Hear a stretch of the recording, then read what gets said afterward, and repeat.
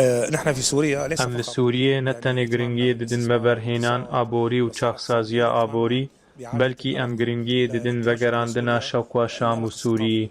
ئەو شەوقا چاندیە و 6 ساڵان ژێ دوو کەتبوو دەماک و دەف دەهاتن گرتن و ئازادی و ڕامان دەهاتن سینۆردارکردن.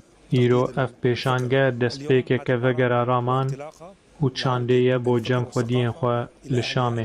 Rêjeya xortên ciwanên di pêşangehê de pir zêde ye û ev ewciye ku divê zarokên me lê bin xwendin mitalaa pirtûk û ageh hevdarbûna ji hemû corên ramanan û li vir sînordarkirina azadiyan nîne.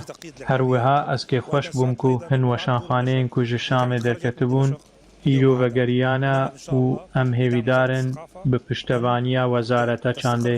Li Şamê bicî bibin û Şam bibe mînareyek ji bo rewşenbîr, raman, weşan, çand û hişyariyê.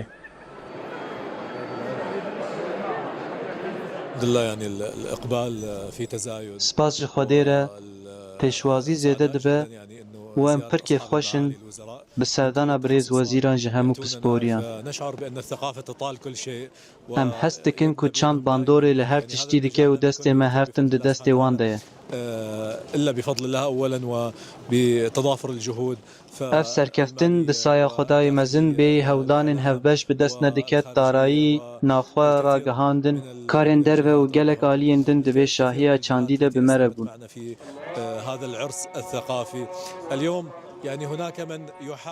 Îro hinek hew didin ku vê destkeftê têk bidin û raya giştî bixapînin ku ne dema çandê ye. Lê belê birêz wezîr. û me niha behs dikir ku êş û azarên xelkê me yên li kampanjê giringî pêdan û karê me yê rojane ye.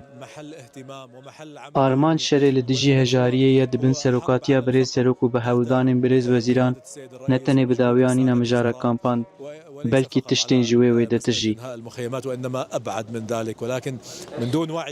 Lê bêyî hişyarî û çand gelek dosye di cihê xwe de dimînin. Ji ber vê yekê em gelekî hewcedarê aliyê çandî ne. Pêşwaziya xelkê di van şert û mercan de nîşan dide ku wan çand kiriye nanê xwe yê rojane û xisiye pêşiya gelek pêdiviyên xwe.